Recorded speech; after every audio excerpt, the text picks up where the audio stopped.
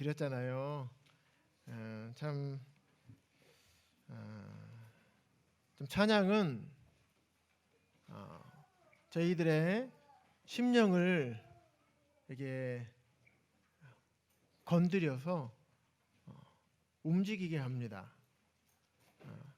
때로는 마음이 힘이 들고 어려운 일을 닥칠 때가 있잖아요. 그럴 때 주님 앞에 찬양을 드리다 보면 또 이 찬양의 가사들이 하나님께서 찬양의 가사를 지은 사람들의 마음을 통해서 이 가사를 지은 것들이 많이 있고요. 또 하나님의 말씀을 인용해서 지은 가사들이 참 많습니다. 그래서 그런 찬양들을 통해서 마음에 힘이 들고 어려운 일이 있을 때 찬양을 통해 우리의 마음을 위로해 주시고 격려해 주시고, 또 때로는 우리가 주님에서 좀 멀어져 있을 때 찬양을 통해서 주님께로 다시 가까이 갈 수 있게 하고, 또 찬양을 통해서 하나님의 영광을 찬양할 수 있게 하는, 참 찬양은 그런 참 놀라운 힘이 있는 것 같습니다. 그래서 참 주님 앞에 찬양을 드리기를 우리 참 성도님들 많이 힘쓰시기 바랍니다.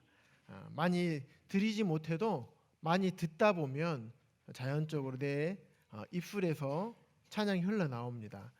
세상의 노래가 우리에게 이런 기쁨과 즐거움과 소망과 위로를 줄 수 있습니까? 없죠. 제가 구원받기 전에 세상의 노래를 엄청 좋아했습니다. 장르별로 좋아했습니다.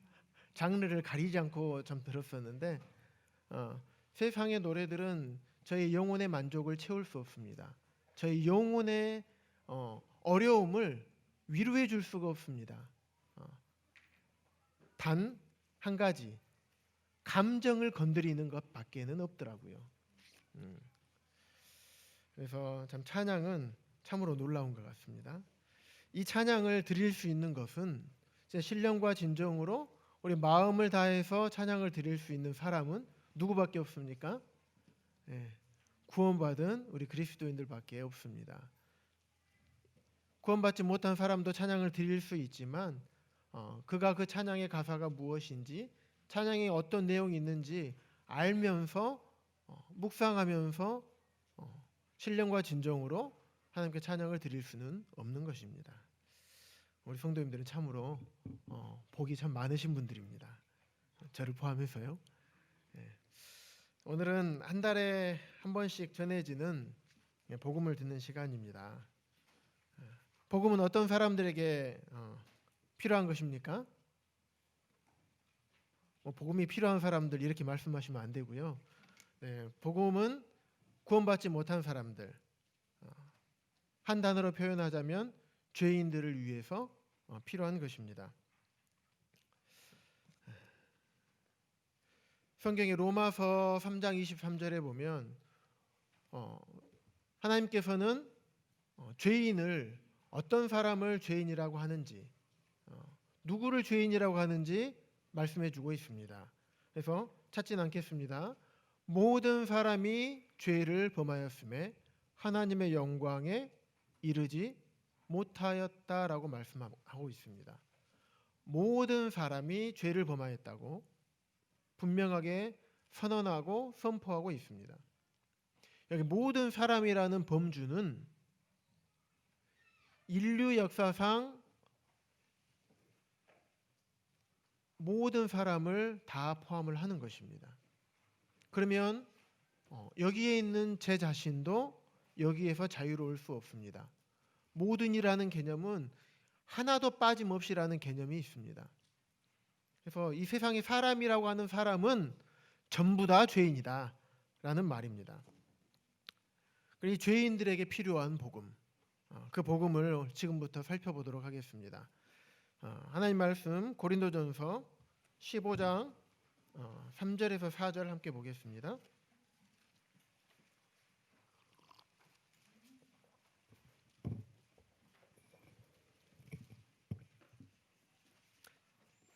신약성경 281쪽에 있습니다.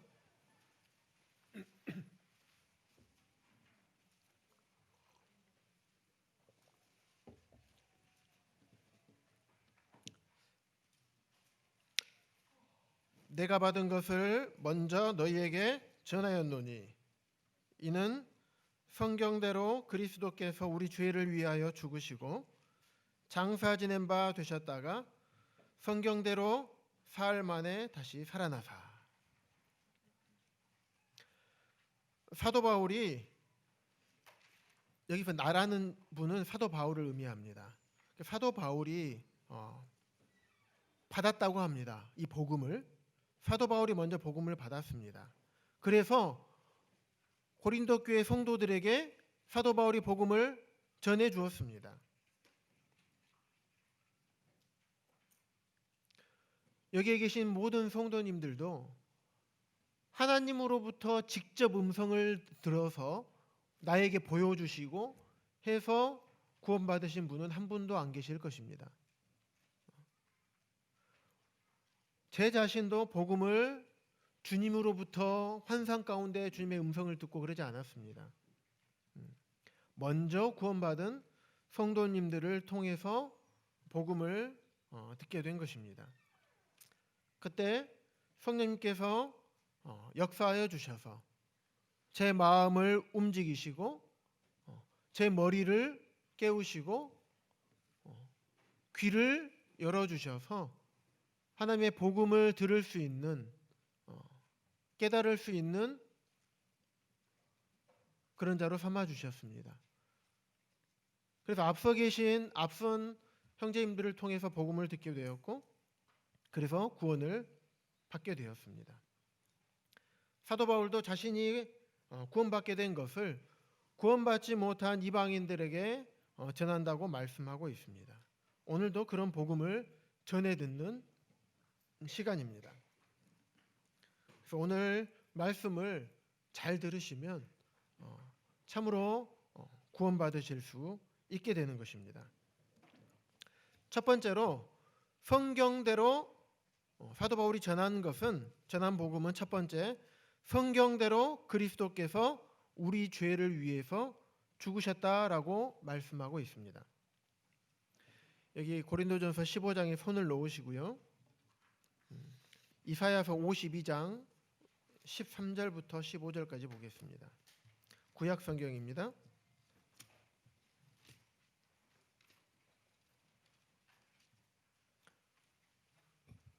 구약 성경 1033쪽에 있습니다. 이사야서 52장 13절에서 15절.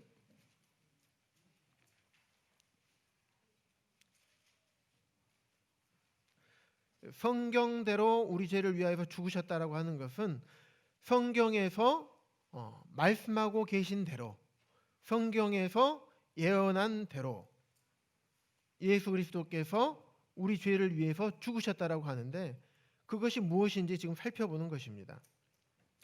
보라, 내 종이 형통하리니 받들어 높이 들려서 지극히 존귀하게 되리라. 내 종은 예수 그리스도를 말씀하고 있습니다.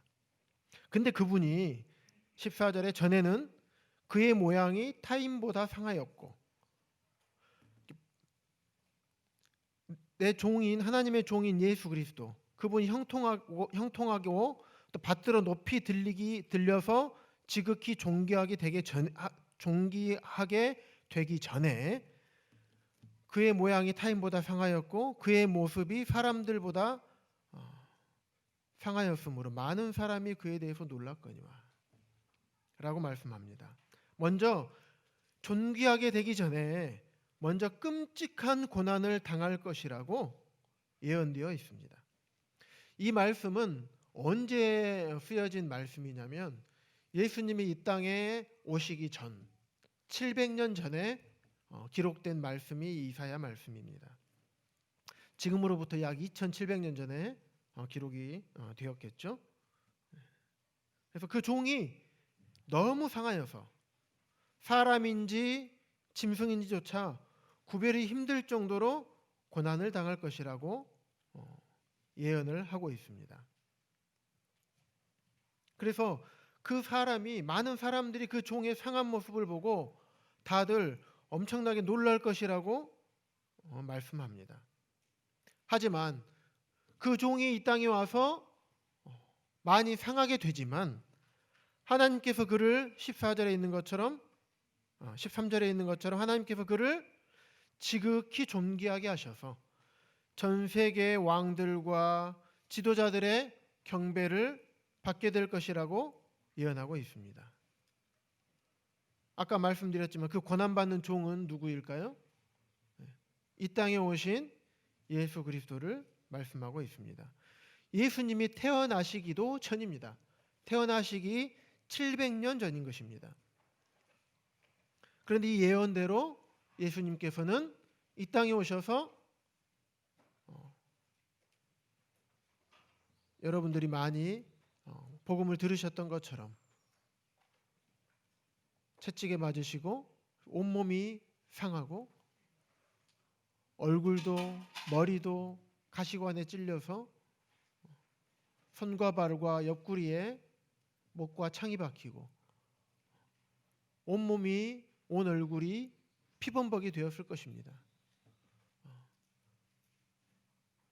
채찍에 맞으면 성경에 기록된 것을 보면 그의 등이 박고랑처럼 패였다고 합니다.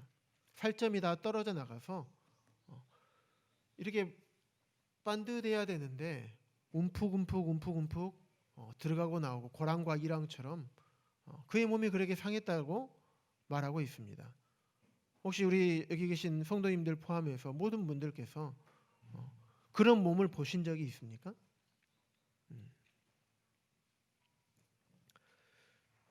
그 다음에 이사야서 53장은 거짓이 없는 의로운 하나님의 종을 말씀하고 계십니다. 그 고난받은 종, 그분은 죄가 없으신 분이고 아주 의로우신 하나님의 아들이십니다. 그런데 그는 4절에 보면 우리의 질고를 지고 사람의 죄를 지고 우리가 받아야 될 슬픔을, 우리가 받아야 될 고통을 예수 그리스도께서 대신 당하셨습니다. 그런데 그때 당시 사람들은 즉 하나님을 모독해서 내가 메시아다라고 얘기하니까 대제사장과 서기관들이 즉 하나님을 모독했다라고 하면서 그의 죄 때문에 죽는다고 많은 사람들이 얘기를 했습니다.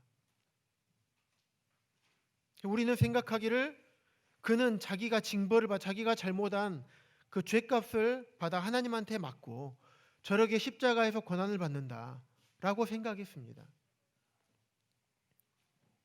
하지만 5절에 보시면 53장 5절에 보시면 그가 예수 그리스도가 찔림은 사람들의 허물 때문이고 그가 상함은 우리의 죄악 때문이라고 말씀하고 있습니다.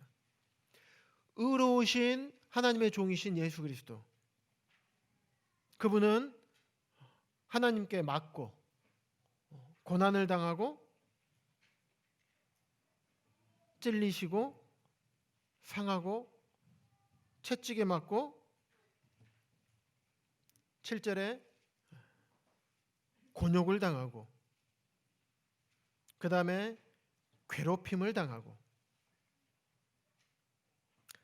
도살장으로 끌려가는 어린 양과 같았고 신문을 당하고 그리고 끌려갔습니다.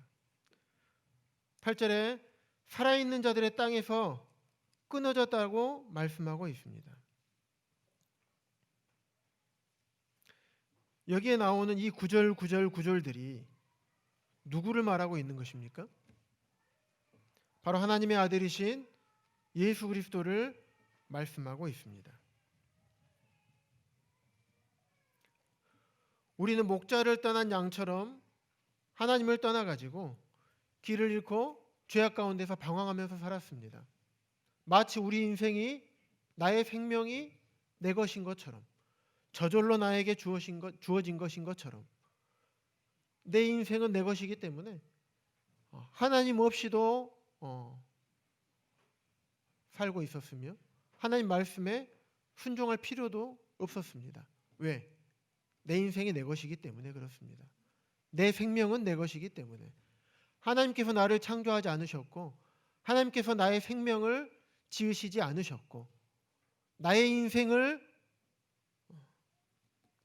하나님 것이 아니라고 생각했기 때문에 내 마음대로 내 인생을 살아가던 것이었습니다. 그것이 바로 하나님 보시기에 죄라고 말씀하고 있습니다. 6절에 보시면 우리는 다 양 같아서 그릇 행하여 각기 제 길로 갔거늘. 하나님께서는 태초에 우리 사람을 창조하시고 우리 사람들과 영원한 교제를 나누기를 원하셨습니다. 친밀한 사랑의 관계를 맺기를 원하셨고 그 사랑의 관계를 영원히 누리기를 원하셨던 것입니다. 하지만 죄가 사람들 마음 가운데 들어옴으로 말미암아서 이제는 하나님을 떠나게 된 것입니다. 아담과 하와가 사단의 유혹에 넘어가서 선악과를 따먹으면 하나님처럼 되어서 선과 악을 알게 할 것이라는 사단의 유혹에 빠진 것입니다. 그것이 하나님께서 보시기에 아주 큰 죄인 것입니다. 하나님을 반역한 것이고 단순히 하나님 말씀에 불순종한 것이 아니라 하나님 자리를 감히 넘본 것입니다.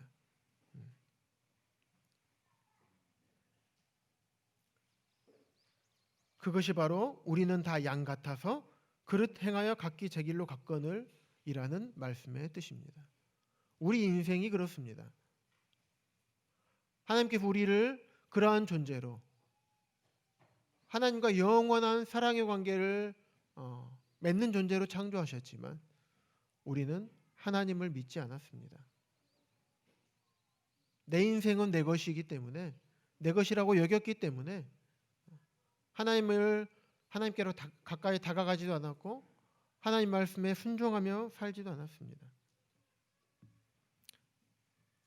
그런 죄로 인해서 영원히 멸망받을 수밖에 없는 그런 인생들의 죄악을 그에게 담당시키신 것입니다. 여기서 그는 예수 그리스도를 말씀하고 있습니다. 넘기셔서 12절 53장 12절에 보시면 예수 그리스도는 하나님의 뜻에 자발적으로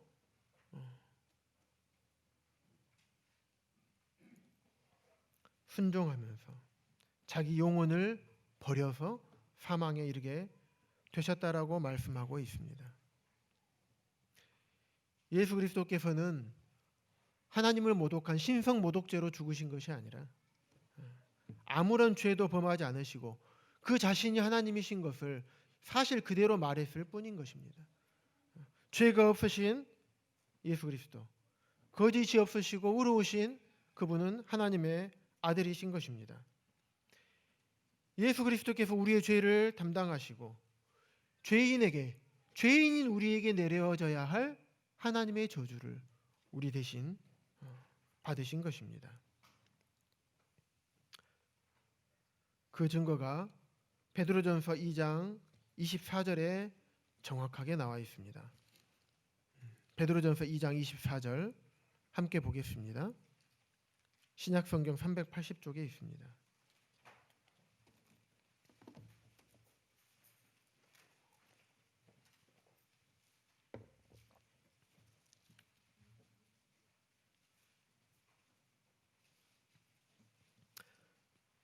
친히 나무에 달려 그 몸으로 우리 죄를 담당하셨으니 이는 우리로 죄에 대하여 죽고 의에 대하여 살게 하려 하심이라.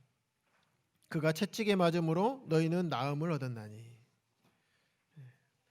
친히 나무에 달려 예수 그리스도의 그 몸으로 우리 죄를 담당하셨으니 이것은 우리로 죄에 대하여 죽고 의에 대하여 살게 하려 하심이라. 그가 채찍에 맞음으로 우리가 나음을 얻었다. 라고 말씀합니다. 우리가 받아야 할 죄값을 하나님 아들이신 예수 그리스도께서 대신 받으신 것입니다. 그 받으신 이유가 무엇인지 아십니까? 우리를 단지 죄를 용서해 주셔서 단지 구원받고 지옥 가지 아니하고 단지 천국 가게 하시기 위해서 그렇게 하신 것이 아닙니다. 그것은 너무 아주 좁게 우리 예수 그리스도께서 행하신 그 놀라우신 일을 아주 조금밖에 보지 않은 것입니다. 베드로전서 3장 18절에 보시면요. 그리스도께서도 단번에 죄를 위하여 죽으사 의인으로서 불의한 자를 대신하셨으니 죄를 위하여 단번에 죽으셨습니다. 의인으로서 불의한 자를 대신하셨으니 그 이유는 우리를 하나님 앞으로 인도하려 하심이라.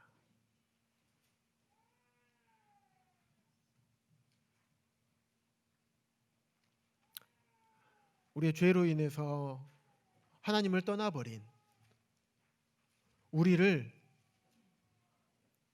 하나님 앞으로 다시금 인도하게 하시기 위해서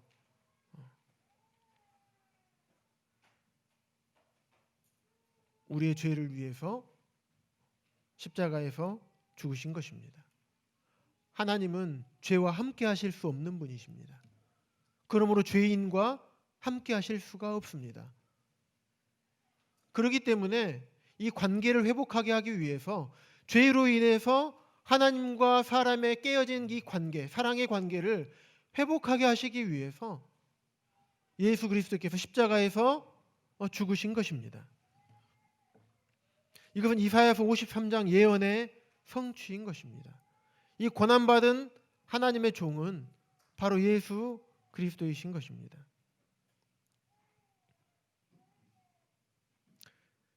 예수님은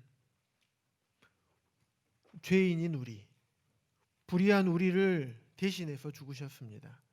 그 죽으심으로 인하여서 우리를 하나님 앞으로 나아갈, 하나님 앞으로 갈 수 있는, 하나님과 사랑의 관계를 맺을 수 있는 그 구원의 길을 예수 그리스도께서 열어놓으신 것입니다.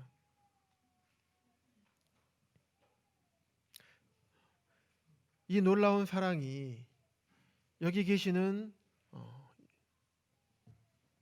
아직 예수님 믿지 않고 계시는 구도자분들의 것이라고, 그 사랑이 여러분들의 것이라고 믿는다면 지금 즉시 마음으로 무릎을 꿇으시기 바랍니다. 세리가 주여 나는 주여 하나님의 불쌍히 여기소서 나는 죄인입니다라고 고백했던 것처럼 지금 이 시간 아버지 하나님 앞에 무릎을 꿇으시고 여러분의 죄를 고백하시기 바랍니다. 하나님을 떠난 그 죄를 하나님 앞에 고백하시기 바랍니다. 또한 예수님은 세상 죄를 지고 가신 하나님의 어린 양으로 이 땅에 오셨고 친히 십자가에서 죽으셨습니다. 하나님의 어린 양이 되셔서 세상의 모든 사람의 죄값을 대신하는 그런 화목제물로 그 자신을 하나님 앞에 십자가에서 드리셨던 것입니다. 이 제사를 구약 시대에는 속죄제라고 말하고 있습니다. 구약에서는 하나님께서 사람들의 죄를 어떻게 용서받을 수 있는가에 대한 방법을 알려주셨는데 그것은 이 속죄 제사를 통해서만 사람의 죄를 용서받을 수 있다라고 하셨습니다. 구약의 속죄 제사는 사람이 내가 지은 죄가 깨달아지거든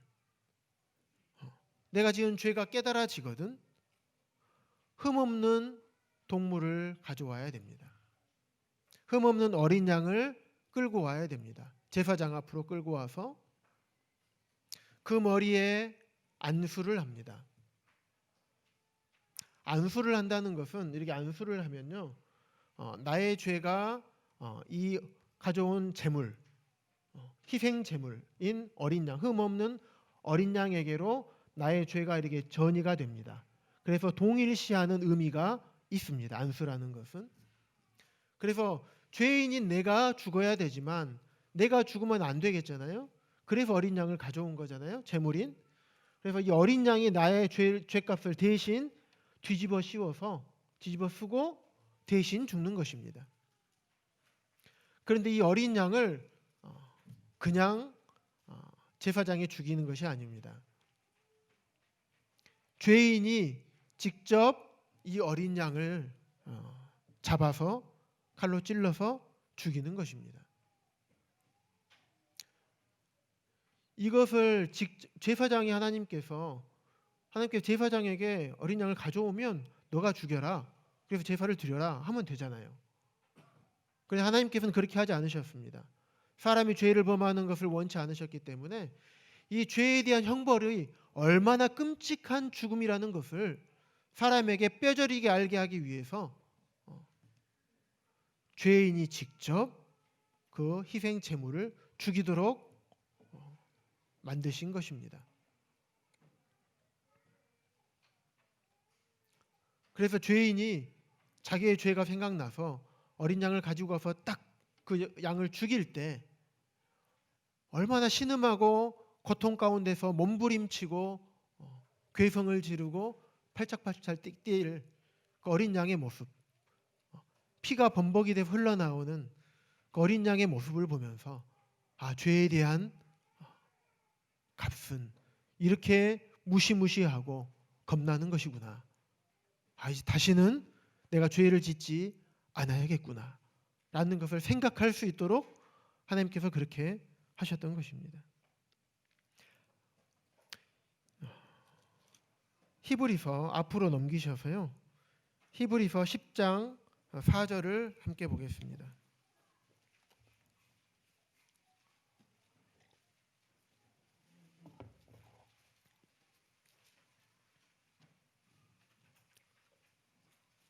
(362쪽입니다)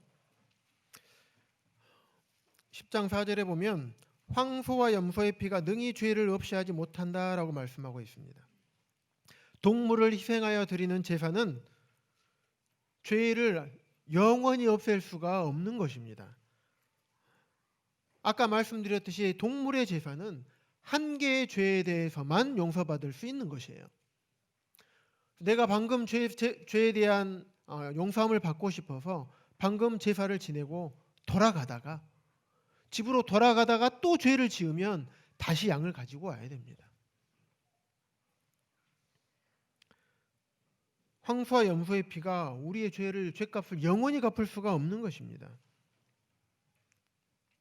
이것은 하나님께서 율법으로 사람들에게 주셨던 것입니다.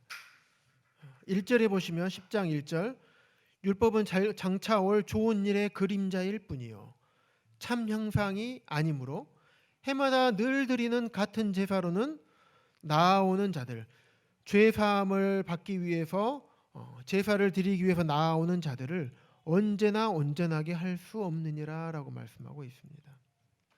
그래서 이 구약의 제사는 영원히 죄값을 용서받을 수가 없는 것입니다. 장차 올 좋은 일의 그림자일 뿐이십니다. 그것은 그림자가 있으면 그림자이기 때문에 그림자가 있으려면 무엇이 있어야 됩니까? 네, 실체가 있어야 되는 것입니다. 그 실체가 바로 예수 그리스도이신 것입니다. 이 예수 그리스도께서 십자가에 흘리신 피는 염소나 송아지와 같은 동물의 피가 아니라 하나님의 아들이신 예수 그리스도의 피인 것입니다. 이 예수님이 자기 자신을 반복적으로 들이신 것이 아니라 단번에 십자가에 들이심으로써 예수 그리스도의 피로 영원히 의롭다 함을, 영원한 속죄를 해주신 것입니다. 우리가 믿는 것은요, 이 사실을 믿는 것이 아니라 이 놀라운 일을 행해 주신 이 예수 그리스도를 믿는 것입니다. 이 예수님을 믿음으로 말미암아 우리가 이제는 하나님 앞으로 나아갈 수 없던 자들이 이제는 하나님 앞으로 나아갈 수 있는 자들이 된 것입니다. 하나님과 관계를 맺을 수 없는 자들이 이 예수 그리스도를 믿음으로 말미암아 하나님과의 사랑의 관계를 다시 맺을 수가 있게 되는 것입니다. 한 장 넘기셔서 히브리서 9장 14절입니다.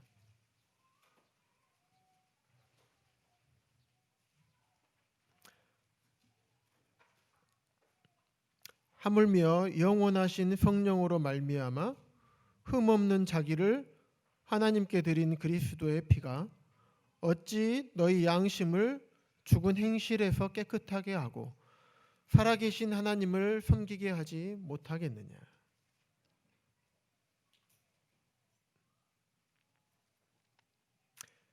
예수님의 피가 우리의 더러워진 양심을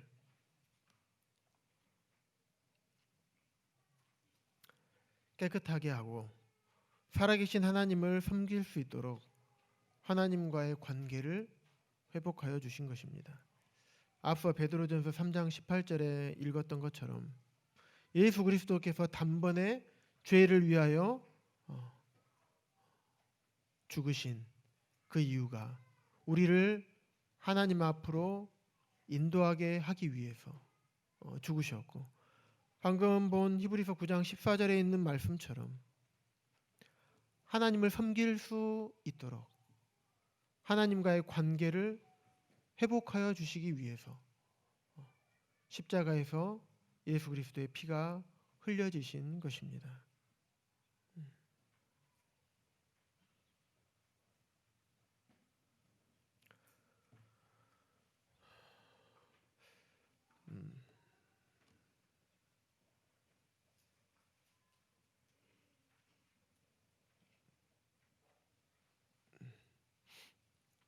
제가 어제 말씀을 준비하고 묵상하면서 베드로전서 3장 18절 말씀과 히브리서 9장 14절 이 말씀, 참 이 두 말씀을 보면서 주님 앞에 무릎을 꿇었습니다. 제 마음 가운데 참 너무나 뜨거운 감사가 흘러넘쳐서 주님 앞에 무릎을 꿇지 않을 수가 없었습니다. 책상에서 내려와서 바닥에서 무릎을 꿇고 주님께서 나를 얼마나 사랑하셨는지, 그 사랑이 제 마음을 감동시키니까 참 주님 앞에 뜨거운 눈물을 흘렸습니다.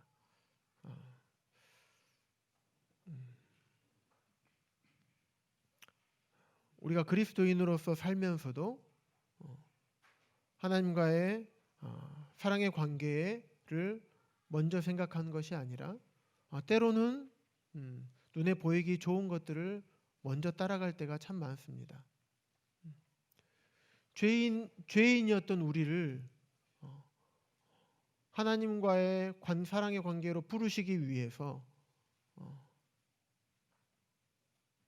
자신의 생명을 아낌없이 드리신 예수 그리스도, 구원받은 이후에도 우리를 하나님을 섬길 수 있도록 사랑의 관계로 계속 이끄시는 예수 그리스도, 그분의 놀라우신 감히 생각할 수 없는 사랑과 그 은혜를 생각할 때 좀 너무나 감사가 되었습니다. 예수 그리스도께서는 하나님과 우리 사람과의 이 사랑의 관계를 그렇게 원하셨던 것입니다. 왜 그렇을까요? 어떤 분하고 사랑의 관계를 맺기를 원하십니까? 우리 성도님들, 여기 계신 아직 믿지 못한 구도자분들, 누구하고 사랑의 관계를 맺기를 원하십니까?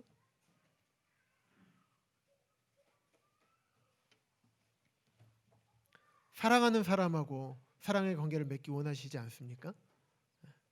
그런데 예수님께서는 하나님을 사랑하지 않는 죄인인 하나님을 떠나버리고 침뱉고 외면하고 오히려 그 자리를 탐내는, 그 주인의 자리를 탐내는 자들을 위해서, 그런 죄인을 위해서, 그 죄인과 사랑의 관계를 맺기 위해서 자신의 생명을 드리신 것입니다.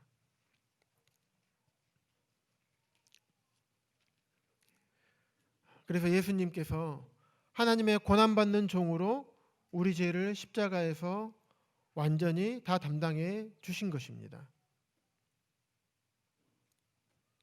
하나님의 어린 양으로서 십자가에서 피 흘리시고 죽으심으로 말미암아 영원한 속죄를 이루어 주신 것입니다.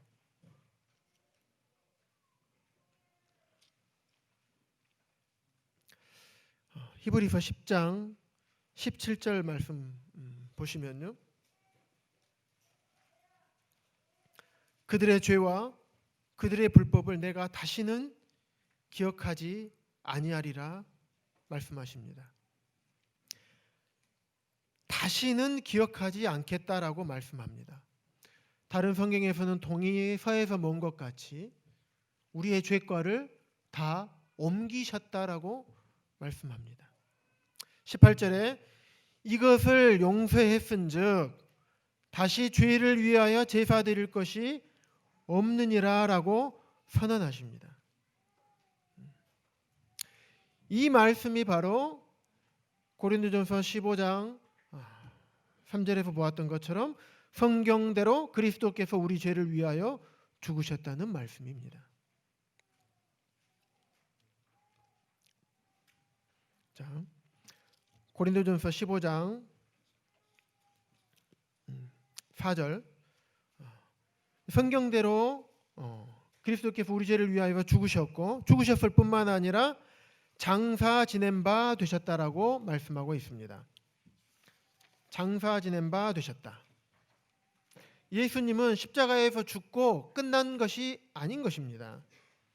예수님은 무덤의 장사가 된 것입니다. 그러나 구약 성경 예언대로 장사된 지 사흘 만에 살아나셨습니다. 다시 부활하신 것입니다.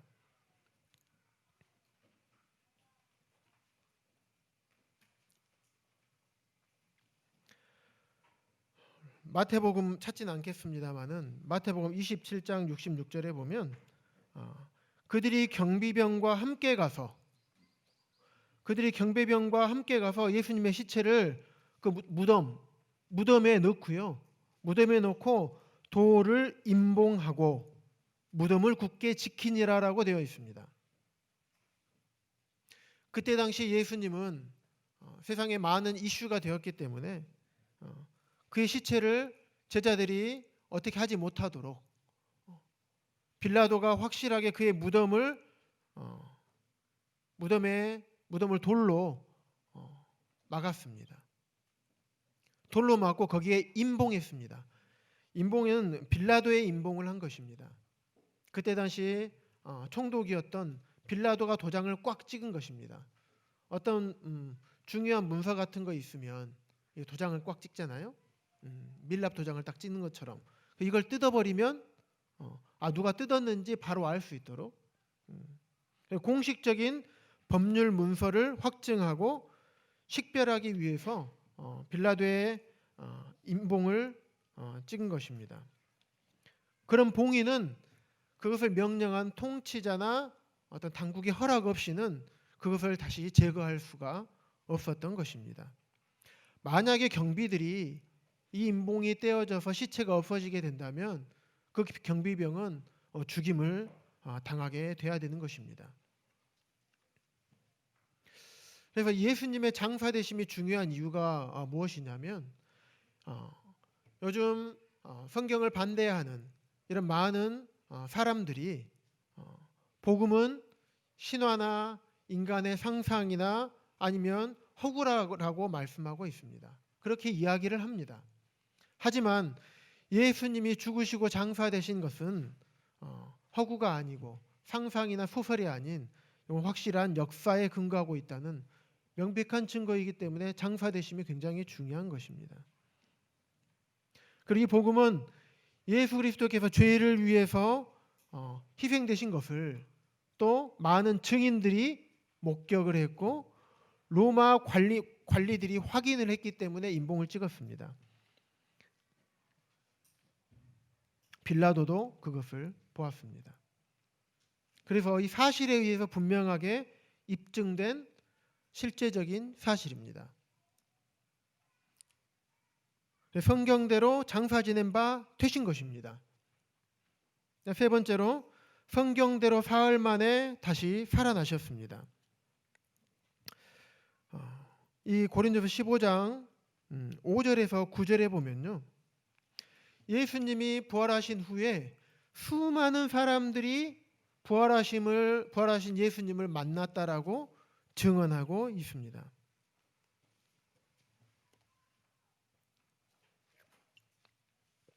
성경을 찾지는 않겠습니다. 이 예수님의 제자들에 대해서 이야기를 잠깐 해드리겠습니다. 제자들은 예수님이 십자가에 못 박혀 죽자 제자들이 와, 예수 그리스도께서 우리 죄를 위해서 죽으셨구나, 이제 3일 만에 살아나실 거야 하면서 예수님을 전해야 되겠구나 라고 하고 다 흩어져서 복음을 전하러 간 것이 아니었습니다. 3년 반 동안 3년이 넘는 시간 동안 예수님과 함께 했던, 예수님의 수많은 이적을 보고 그분을 선생님이요 선생님으로 믿고 따랐던 이 제자들, 사람이 할 수 없는 일들을 엄청나게 많이 목격하고 바로 옆에 서 있었던 이 제자들은 예수님이 죽자 어느 한 집에 모여서 꼭꼭 문을 닫고 숨어 있었습니다. 왜 그랬을까요? 두려웠기 때문입니다. 심지어는 예수님의 시신을 장사 지내는 곳에 나타나지도 않았습니다. 다락방에서 문을 닫고 혹시라도 소리가 새어날까 봐 숨죽이고 숨어서 두려워하고 떨고 있었습니다. 그런데 그 제자들이 방문을 열고 이제는 밖으로 뛰쳐나가서 예수님이 받으셨던 그 핍박과 예수님이 죽으셨던 그 죽음, 순교를 기꺼이 감수하면서 예수님의 죽으심과 부활을 전했습니다. 무엇이 그들을 그렇게 극적으로 변화시켰을까요? 부활하신 예수님을 보았기 때문입니다. 15장 5절에 보면요, 성경대로 사흘 만에 다시 살아나셔서 게바는 베드로입니다. 베드로에게 보이시고 후에 12제자에게와 그 후에 500여 형제에게 동시에 500여 형제에게 동시에 보이셨나니 그 중에 지금까지 대다수는 살아있고 대다수는 살아있었습니다. 어떤 사람은 잠들었으며 죽었고 그 후에 야고보에게도 보이셨고 그 후에 모든 사도들에게 보이셨습니다. 맨 나중에 만삭되지 못하여 난 사도 바울인 나에게도 보이셨다라고 말씀하고 있습니다. 부활하신 예수님을 많이 들었겠죠, 제자들도. 근데 믿지를 못했습니다. 여인들이 그 무덤에 갔던 거예요. 여인들이 무덤에 가서 보니까 예수님의 시체가 없는 거예요. 돌문이 열려 있고 봉인이 풀어져 있고 인봉이 풀어져 있었습니다. 그래서 제자들에게 찾아왔어요. 여인들이 예수님이 없어요, 부활하셨어요. 믿지 않았어요. 그런데 부활하신 예수 그리스도를 직접 눈으로 보고 또 도마라고 하는 제자는 직접 손으로 만져보고 그렇게 믿은 것입니다.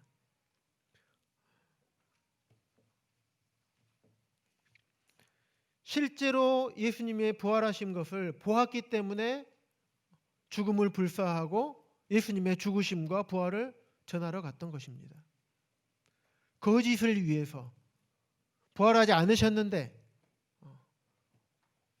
나의 신앙을 지키기 위해서 그렇게 거짓말을 위해서 거짓말인지 알면서 내가 죽을 수 있는 사람은 아무도 없을 것입니다.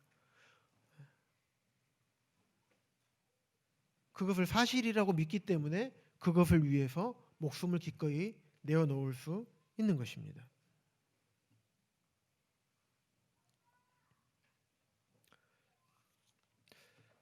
성경을 앞으로 넘기셔서 로마서 4장 25절 말씀 함께 보겠습니다.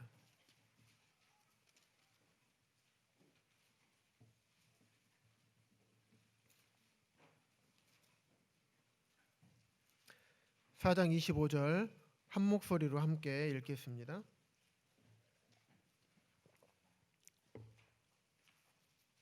(4장 25절입니다) 시작.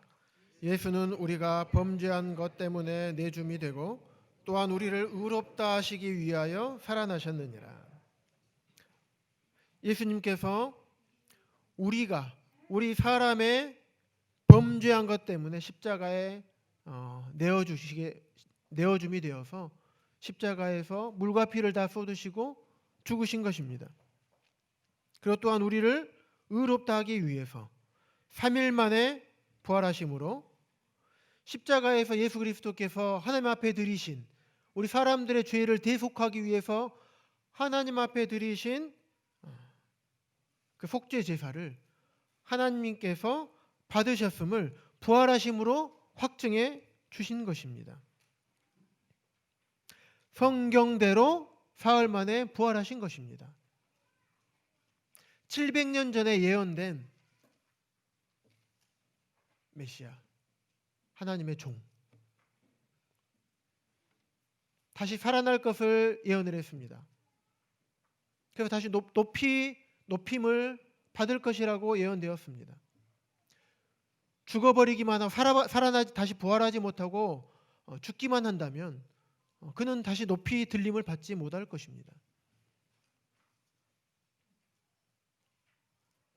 하나님께서는 죽었던 사람들의 죄의 값을 대신 받으시고 죽으셨던 그 예수님을 다시 부활시키셔서 그 예수님을 영화롭게 하시고 높이셨습니다. 그래서 그를 믿는 모든 사람들이 예수 그리스도께 영광을 돌리고 그분을 높이는 것입니다. 오늘 우리가 오전에 예배 때 하나님께 감사와 찬양과 기도로서 하나님의 영광을 높여드렸던 것처럼 예수 그리스도께 부활하심으로 하나님께서 그분을 높이신 것입니다. 아까 앞서 살펴보았던 이사야서 52장에 있던 것처럼 하나님의 종이 고난을 받은 후에 그를 받들어 높이 들려서 지극히 존귀하게 되리라고 하신 예언이 부활하심으로 성취가 된 것입니다. 지금 보신 로마서 뒤로 넘기셔서 14장입니다.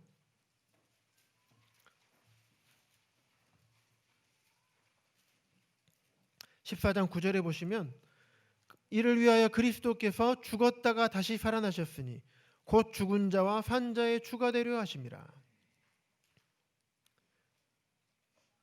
이제 예수님께서 십자가에 죽으심으로 모든 사람이 입으로 예수님을 주님으로 시인하게 될 것입니다.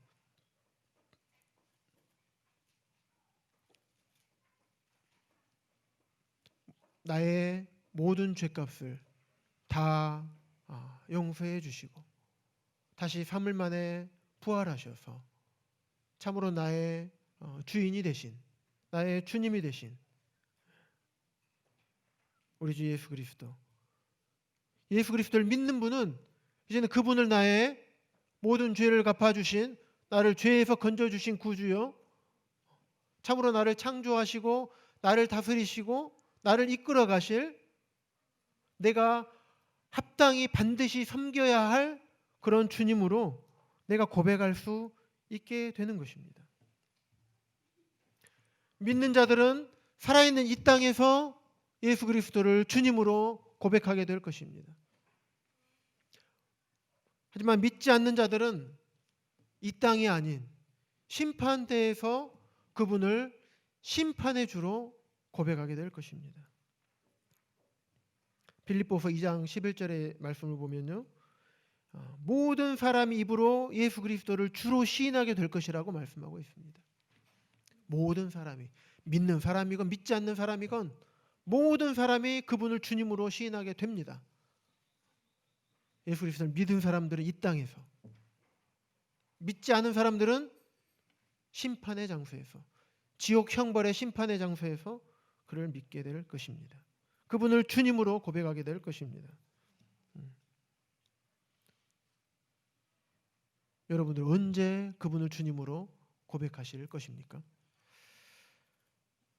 여러분이 하나님을 믿지 아니한 죄인임을, 하나님을 떠난 죄인임을 참으로 깨닫고 계시는 것입니까?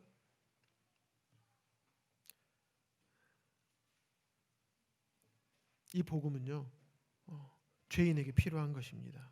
왜냐하면 죄인을 살리는 것이기 때문에 그렇습니다. 죄인에게 생명을 주시는 것이기 때문에 그렇습니다.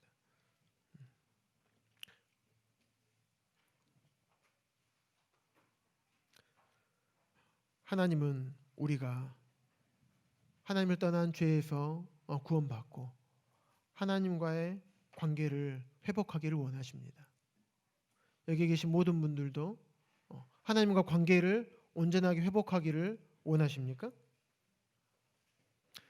그렇다면 여러분이 하나님 앞에 지은 죄, 하나님께 지은 죄를 하나님께 회개를 해야 됩니다. 하나님 앞에 나의 죄를 고백하고 하나님을 떠나고 하나님을 반역하고 하나님을 믿지 않았던 하나님께 지은 이 죄를 하나님께 회개해야 되는 것입니다. 성경 앞으로 넘기셔서요, 사도행전 20장 말씀 보겠습니다. 사도행전 20장 21절에 보시면 유대인과 헬라인들에게 하나님께 대한 회개와 우리 주 예수 그리스도께 대한 믿음을 증언한 것이라고 말씀하고 있습니다.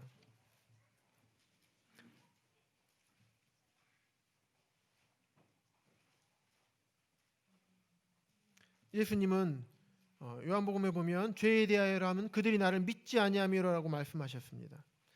이것은 하나님의 아들 예수 그리스도로 오신 그 예수님을 믿는 것을 거부하는 죄에 대한 책망이고 말씀인 것입니다.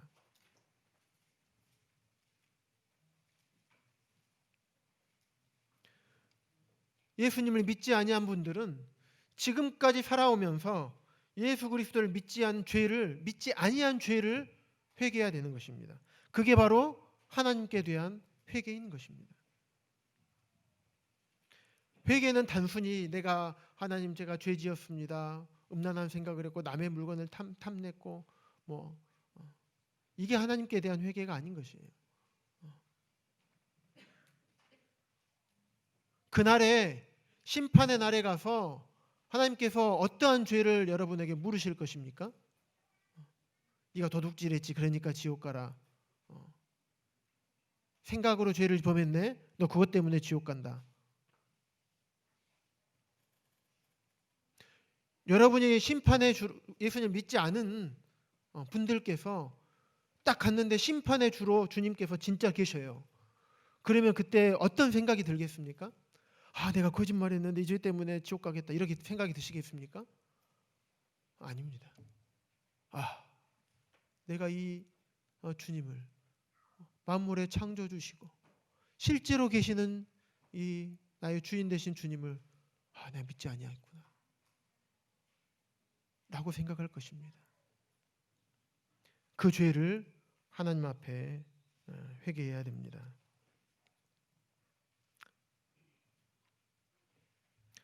그래서 진심으로 하나님 앞에 회개한 자들은 내가 하나님을 믿지 않은 죄에서 돌이켜서 하나님과의 사랑의 관계를 추구하게 되고 하나님께서 싫어하시는 그 수많은 죄들을 짓는 것을 점점 멀리하게 됩니다. 그리고 이제는 하나님 말씀에 따라서 순종하면서 살 수 없었던 그러한 모습이 아닌, 이제는 하나님 말씀이 들려지면, 내 눈에 보여지고 내 귀에 들려지면 이제는 그 말씀에 순종해서 하나하나씩 살기를 원하게 되고 또 그렇게 살아가게 되는 것입니다. 이제는 나의 생각과 나의 경험과 세상의 지혜자들이 내어놓은 그 지식에 따라서 살았다고 한다면, 이제는 나의 주인 되시는 참 지혜 되신 그분의 말씀에 따라서 살아가게 되고 그분의 말씀을 전적으로 믿고 의지하고 따라가게 되는 것입니다.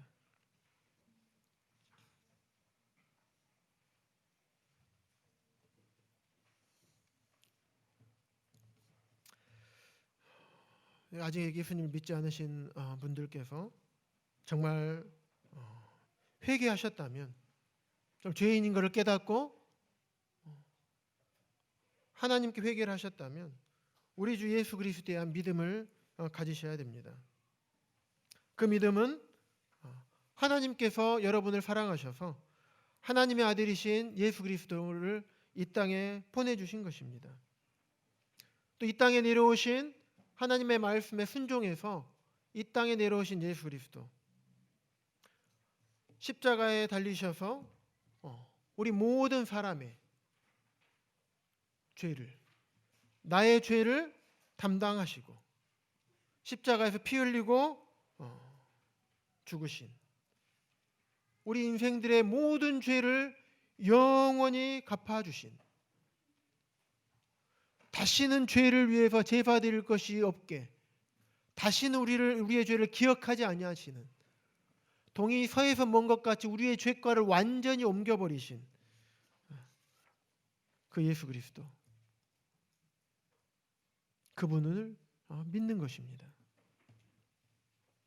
이 예수님을 여러분의 구주요 주인으로 믿고 계십니까? 정말로 죄와 지옥으로부터 구원받기를 원하십니까? 그렇다면 여러분의 죄와 모든 죄를 십자가에서 담당해 주신 구주요, 또 부활하셔서 살아계신 예수 그리스도를 여러분의 주인으로 영접해야 됩니다. 히브리서 9장 5절에 보면 자기에게, 예수님에게 순종하는 모든 자에게 영원한 구원의 근원이 되신다라고 말씀하고 있습니다. 예수님에게 순종하는 모든 자입니다. 말씀을 잘 보셔야 돼요. 예수님에게 순종하는 모든 자에게 영원한 구원의 근원이 되신다고 말씀하고 있습니다. 제가 복음의 말씀을 들었습니다. 머리로 이해됐어요. 아, 그렇구나. 그런데 나를 구원해 주신 예수 그리스도께 나아오지 않습니다. 나 죄사함 다 받았네. 그분을 예배하러 나오지 않습니다. 그분을 찬양하지 않습니다. 여전히 나의 인생은 나의 것입니다. 이분이 참으로 구원받았을까요? 그렇지 않습니다. 죄사함의 원리를 단순히 깨달았다고 할지라도 예수 그리스도를 주님으로 모시고 섬기겠다는 마음이 없다라고 한다면 그분은 실제로 구원받은 것이 아닙니다. 그 증거를 살펴볼까요? 고린도전서 12장 3절에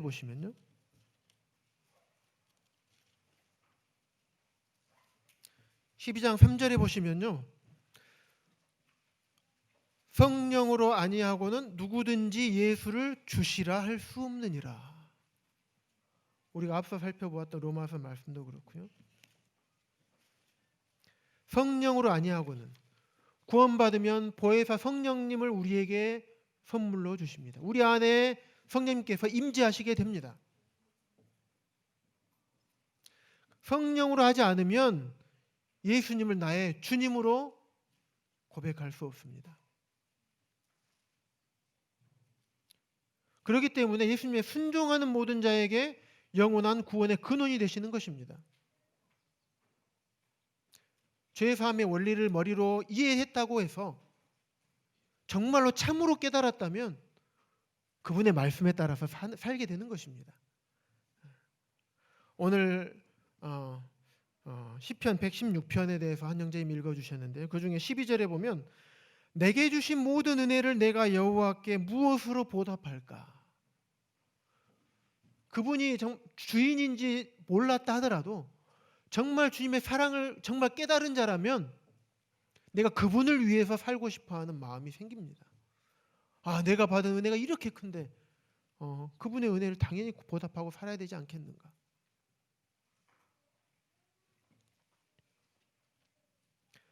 성령으로 거듭나면요, 예수님을 주인으로, 주님으로 반드시 고백하게 됩니다. 주인이라는 의미는 내가 섬겨야 할 분의 의미가 있습니다. 내가 그분을 섬기고 그분이 무엇을 하고자 하시는지 그것을 살피는 것입니다. 그 뜻을 행해야 되는 것입니다. 그게 마땅한 종의 자세입니다. 또 그분의 말씀에 순종하면서 살아야 되는 것입니다. 그분의 그늘 안에서 살아야 되는 것입니다. 그분의 통치권 안에서 사는 것입니다. 그분의 인도하심에 따라서, 주인의 인도하심에 따라서 사는 것입니다.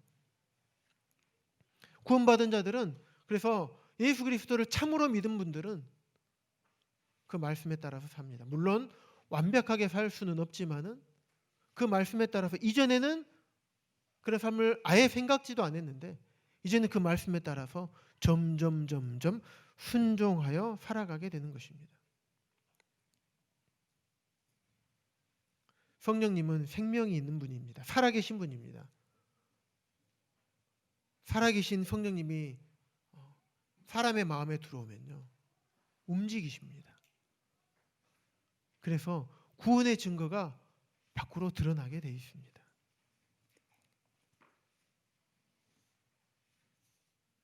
구원받기 위해서는 그렇습니다.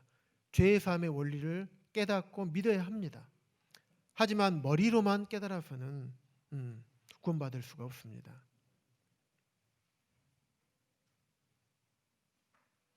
정말 아낌없이 자신을 십자가에 내어주심으로 우리 인생을 구원하여 주신 이 예수 그리스도를 참으로 믿은, 참으로 그 모든 죄사함의 내용과 원리를 깨달은 분이라고 한다면 그 예수님을 진실로 섬기고자 하는, 정말 그 예수님을 사랑하고자 하는 마음이 저절로 생깁니다. 그리고 그분을 섬기고자 하는 마음이 생기는 것입니다. 그분을 주인으로 여기고자 하는 마음이 자연스럽게 생기는 것입니다.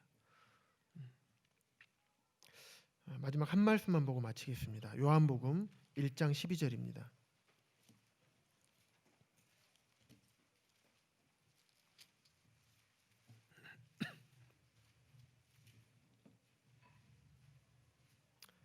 다 같이 함께 읽겠습니다. 시작. 영접하는 자 곧 그 이름을 믿는 자들에게는 하나님의 자녀가 되는 권세를 주셨으니. 영접하는 자, 영접한다는 것은 예수 그리스도를 내 마음 가운데 들여오는, 모시는 것입니다. 곧 믿는 것입니다.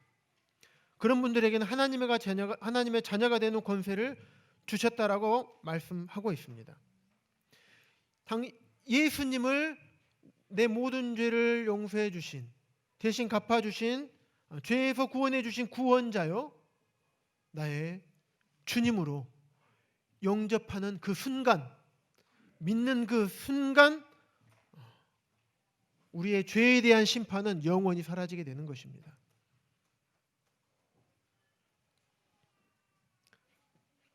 그래서 하나님의 심판대 앞,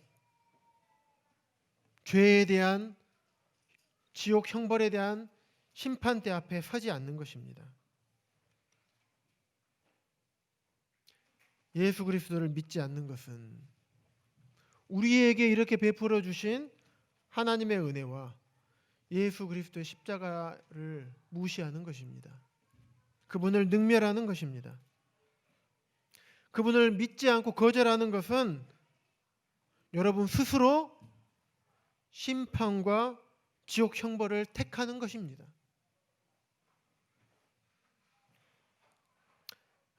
그러나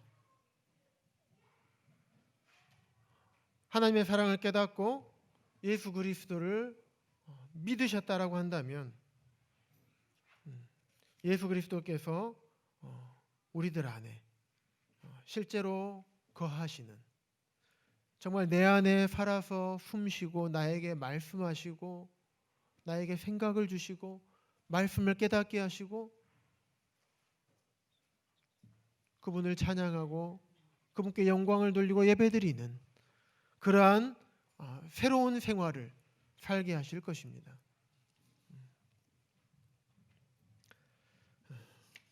참 오늘도 하나님께서 예수님을 믿지 않는 그런 분들을 위해서 복음의 말씀을 전할 수 있도록 은혜를 베푸신 하나님께 감사를 드립니다. 여기 계신 모든 분들 한 분도 빠짐없이 예수님을 믿고 정말 그분을 위해서 그분을 더욱더 사랑하고 그분을 섬기며 살아가는 모든 분들이 되기를 간절히 바라는 마음이 있습니다. 이상으로 말씀을 마치겠습니다.